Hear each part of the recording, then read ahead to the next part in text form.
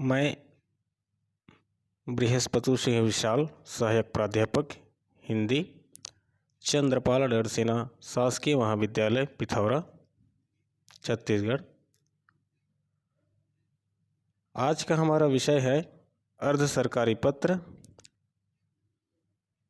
इस सत्र में हम अर्ध सरकारी पत्र का आशय, उसके लेखन के उद्देश्य एवं अर्ध सरकारी पत्र लेखन के आवश्यक नियम तथा नमूने को विस्तार से समझेंगे।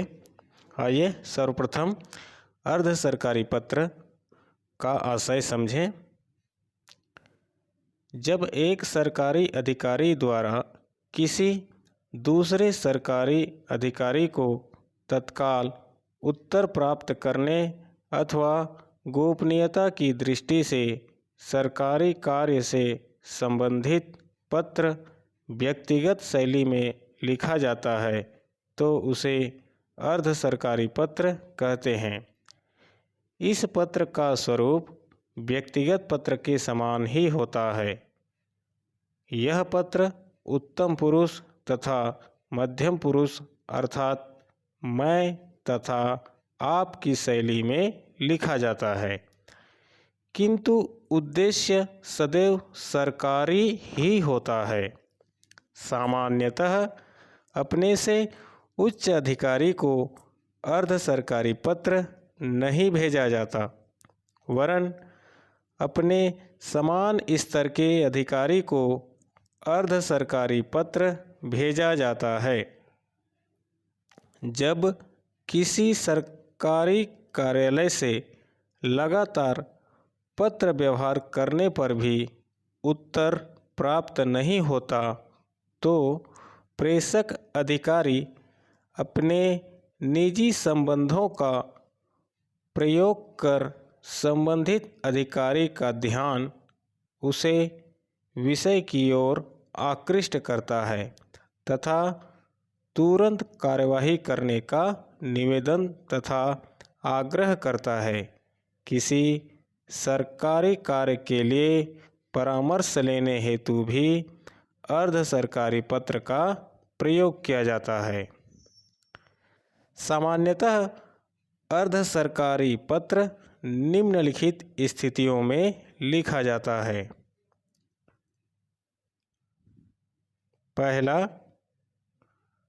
प्राप्तकर्ता कार्यालय पत्रों का उत्तर नहीं देता अथवा उत्तर देने में विलंब करता है। दूसरा, किसी कार्य में तत्काल कार्यवाही या उत्तर की आवश्यकता हो। तीसरा, अधिकारी को किसी अधीनस्थ कर्मचारी की शिकायत करनी हो। चौथा, यदि कोई सरकारी अधिकारी पत्राचार को गोपनीय रखना चाहता है तब भी वह अर्ध सरकारी पत्र लिखता है। पांचवा, कई बार अति महत्वपूर्ण दस्तावेज भी अर्ध सरकारी पत्र शैली में भेजा जाता है। छठवां है, किसी महत्वपूर्ण सरकारी मामलों में अधिकारी को किसी अन्य अधिकारी से परामर्श करना हो तो ऐसी स्थिति में भी अर्ध सरकारी पत्र लिखा जाता है।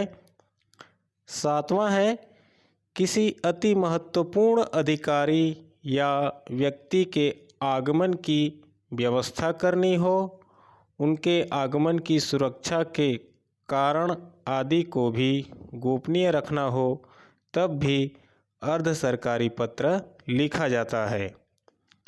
आठवां है, किसी सरकारी समारोह में उद्घाटन या समापन के निमंत्रण पत्र भी प्रायः अर्ध सरकारी पत्र की शैली में लिखे जाते हैं।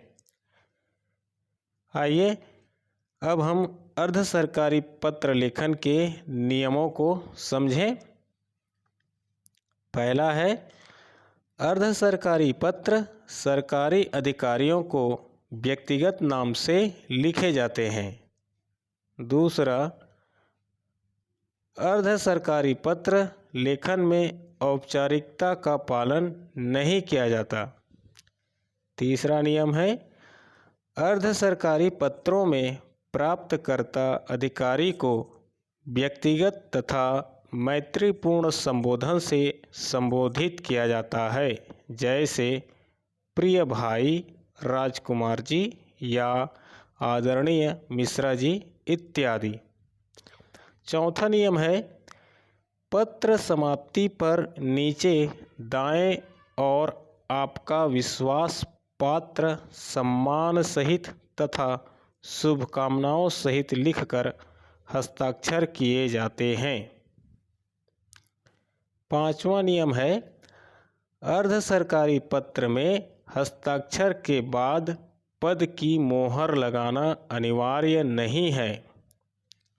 छठवां है, अर्ध सरकारी पत्र चाहे व्यक्तिगत शैली में लिखे जाएं, किंतु उसकी विषय वस्तु सरकारी ही होती है। सातवां नियम है, पत्र प्राप्तकर्ता का नाम तथा पत्राचार का पता पत्र के नीचे बाएं ओर लिखा जाता है।